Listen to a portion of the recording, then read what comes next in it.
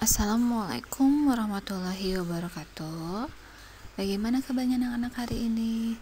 Semoga kalian dalam keadaan sehat, bahagia, dan tetap semangat dalam mengikuti pembelajaran, khususnya mata pelajaran ekonomi dalam bab pendapatan nasional bersama dengan Ibu Enda Rosmala Arum. Pendapatan nasional. Apa sih yang dimaksud dengan pendapatan nasional? Pendapatan nasional adalah produksi nasional yang berarti nilai hasil produksi yang dihasilkan oleh seluruh anggota masyarakat di suatu negara pada periode waktu tertentu. Maksudnya di sini adalah produksi terhadap barang dan jasa yang dihasilkan oleh seluruh anggota masyarakat di suatu negara pada periode waktu tertentu, maksudnya dari bulan Januari sampai dengan bulan Desember. Manfaat perhitungan pendapatan nasional. Yang pertama adalah untuk mengetahui jenis dan struktur perekonomian suatu negara. Dengan data pendapatan nasional, pemerintah akan mendapatkan gambaran apakah suatu negara termasuk negara agraris, negara jasa, ataupun negara industri. Kedua adalah untuk mengetahui tingkat pertumbuhan perekonomian. Dengan data pendapatan nasional, kita dapat membandingkan perekonomian dari waktu ke waktu. Karenanya, kemajuan ataupun kemunduran tiap sektor dapat dihitung. Data ini diperlukan untuk menentukan kebijakan di bidang ekonomi. Ketiga, membandingkan perekonomian antar daerah atau antar negara.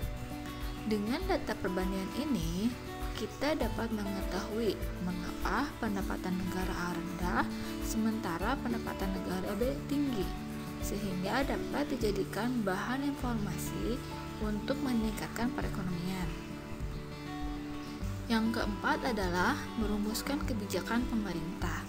Dengan data pendapatan nasional yang tersedia, pemerintah dapat mengambil kesimpulan atau mengambil langkah apa yang harus diambil untuk memperbaiki perekonomian. Faktor yang mempengaruhi pendapatan nasional. Yang pertama adalah permintaan dan penawaran agregat.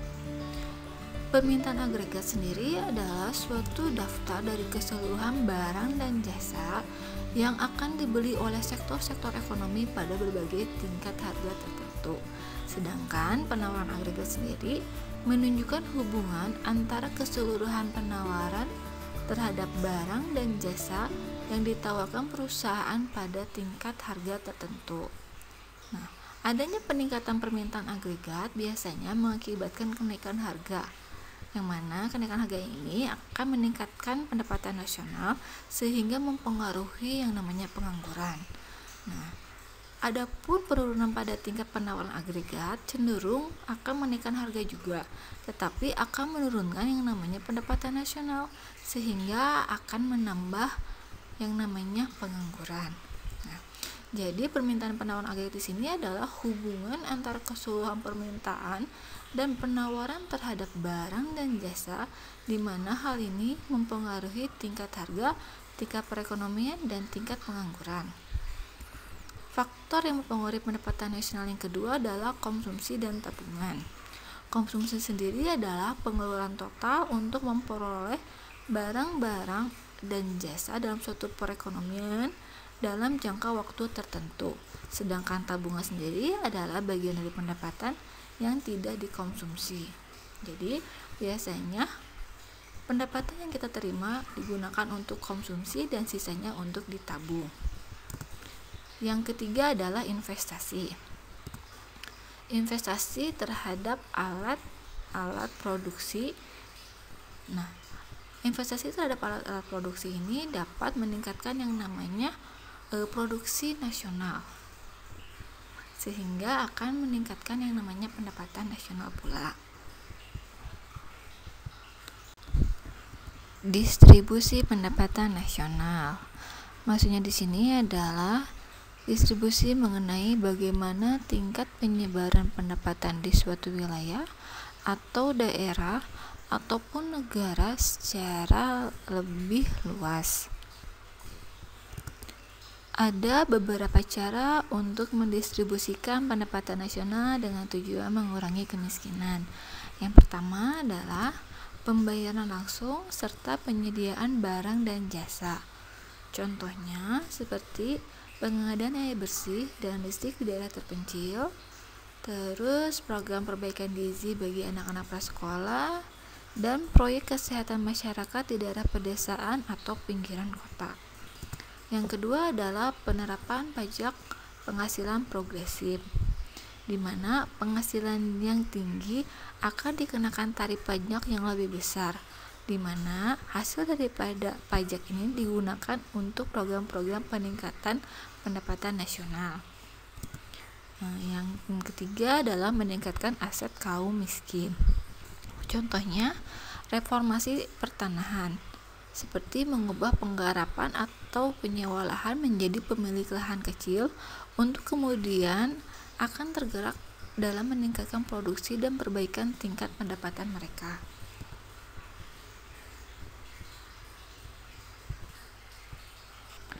Tujuh konsep pendapatan nasional. Yang pertama akan kita bahas adalah produk domestik bruto atau PDB atau gross domestic product atau GDP. Pertama, produk domestik bruto atau PDB atau gross domestic product atau GDP adalah jumlah nilai barang dan jasa yang dihasilkan seluruh masyarakat di suatu negara selama 1 tahun. Jumlah barang jasa yang dihasilkan termasuk barang jasa yang dihasilkan oleh warga negara asing di wilayah tersebut. Nah, maksudnya di sini apa sih? Intinya, jumlah total pendapatan yang diperoleh oleh warga negara Indonesia di dalam negeri dan pendapatan warga negara asing di dalam negeri. Untuk contohnya seperti misalkan warga negara asli di Garut memiliki pabrik kulit. Nah, ini masuk pada pendapatan warga negara Indonesia di dalam negeri. Nah, ada pula warga negara Australia menjadi tenaga pengajar di Uniga. Nah, ini masuk ke dalam pendapatan warga negara asing di dalam negeri. Nah, untuk rumusnya sendiri, GDP adalah pendapatan warga negara Indonesia dalam negeri ditambah dengan pendapatan warga negara asing dalam negeri. Selanjutnya, yang kedua, pendapatan nasional produk atau PNB atau gross national product atau GNP.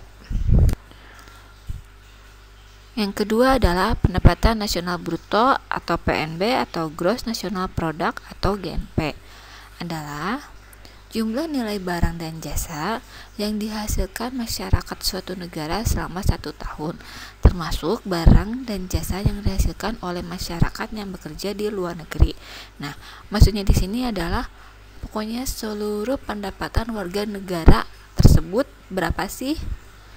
Tidak termasuk dengan warga negara asing ya. Nah, maka daripada itu rumusnya adalah GNP sama dengan pendapatan warga negara Indonesia dalam negeri ditambah pendapatan warga negara Indonesia yang bekerja di luar negeri. Yang kedua rumusnya adalah GDP atau PDB ditambah dengan pendapatan warga negara Indonesia di dalam negeri dikurangi dengan pendapatan warga negara asing di dalam negeri. Kita masih ingat ya, rumus GDP tadi adalah pendapatan warga negara Indonesia dalam negeri ditambah dengan pendapatan warga negara asing di dalam negeri. Nah, agar si GDP ini hilang, si pendapatan warga negara asingnya, maka di sini dikurangi dengan pendapatan warga negara asing di dalam negeri.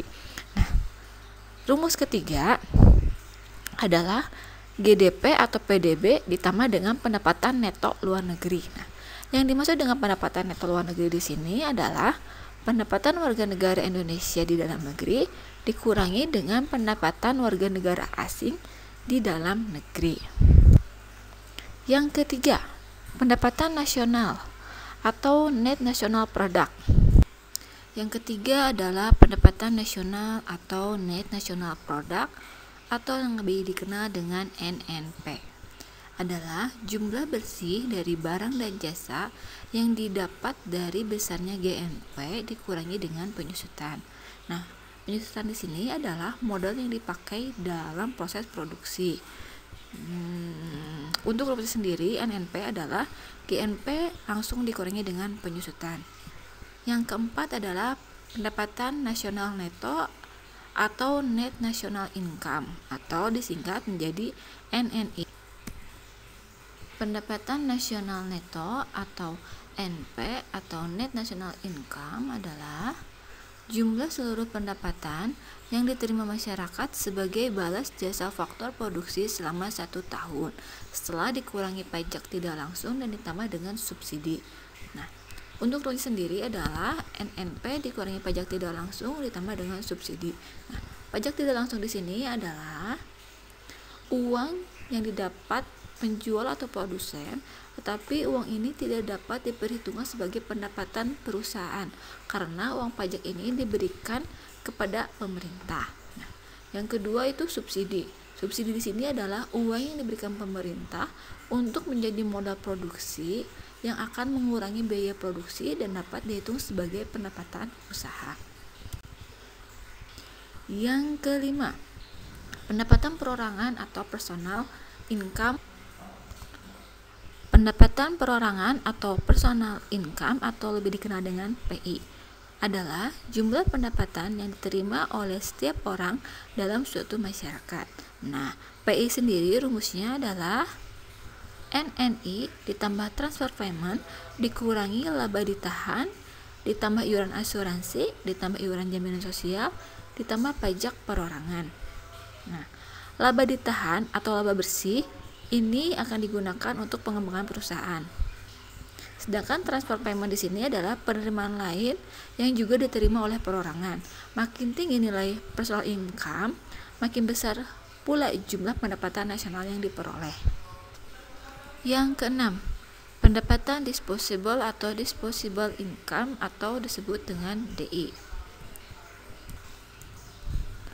Pendapatan disposable atau disposable income atau DI adalah pendapatan yang siap dinikmati untuk berbagai keperluan setelah membayar kewajibannya atau pajak perorangan. Untuk rumusnya sendiri, pendapatan disposable adalah PI dikurangi dengan pajak langsung. Nah, pajak langsung di sini adalah beban yang tidak dapat dialihkan kepada orang lain. Contohnya itu seperti pajak penghasilan itu akan dibebankan terhadap orang perorangan. Yang ketujuh, tabungan atau saving atau dikenal dengan S. Tabungan atau saving atau S adalah penerimaan lain yang juga diterima perorangan yang belum masuk dalam hitungan GNP, NNP atau NNI. Rumusnya sendiri adalah S sama dengan DI dikurangi dengan C. D di sini adalah disposable income, C di sini adalah konsumsi. Konsumsi adalah pengeluaran total untuk memperoleh barang-barang dan jasa dalam suatu perekonomian dalam jangka waktu tertentu. Untuk latihannya kita masuk ke contoh soal ya. Produk domestik bruto atau PDB Indonesia sebesar 130.100,6 miliar rupiah. Pendapatan neto luar negeri sebesar 4.955,7 miliar rupiah. Pajak tidak langsung sebesar 8.945,6 miliar rupiah. Penyusutannya sebesar 6.557,8 miliar rupiah. Iuran asuransi sebesar 2 miliar. Laba ditahan sebesar 5,4 miliar, transfer payment sebesar 13 miliar rupiah, pajak langsung sebesar 12 miliar rupiah, dan konsumsi sebesar 100 miliar rupiah. Maka hitunglah GNP, NNP, NNI, PI, DI, dan tabungannya. Jadi jawabannya adalah GNP sama dengan GDP ditambah pendapatan neto luar negeri. GDP sendiri sebesar 130.100,6 miliar ditambah 4.995,7 miliar. Jadi GNP sebesar 135.056,3 miliar rupiah. NNP sama dengan GNP dikurangi dengan penyusutan. GNP sendiri sebesar 135.056,3 miliar dikurangi 6.557,8 miliar rupiah. Jadi NNP sebesar 128.498,5 miliar. NNI sama dengan NNP dikurangi pajak tidak langsung. NNP sendiri sebesar 128.498,5 miliar dikurangi 8.945,6 miliar rupiah.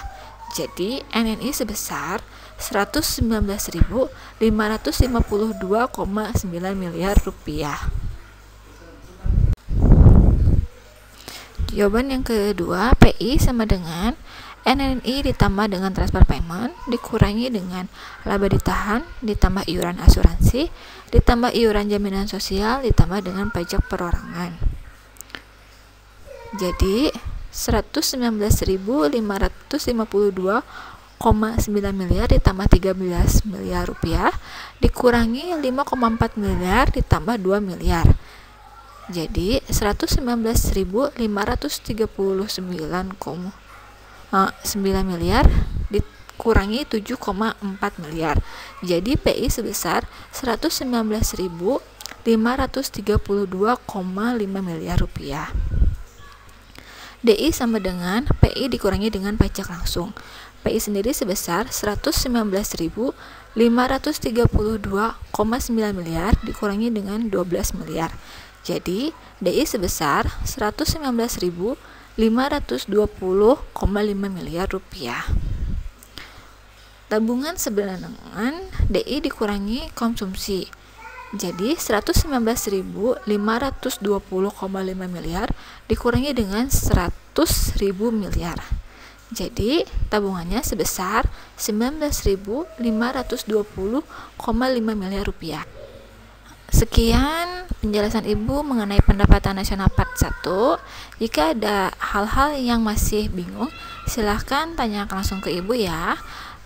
Sekian untuk pertemuan kali ini. Ibu ucapkan terima kasih ya. Wassalamualaikum warahmatullahi wabarakatuh.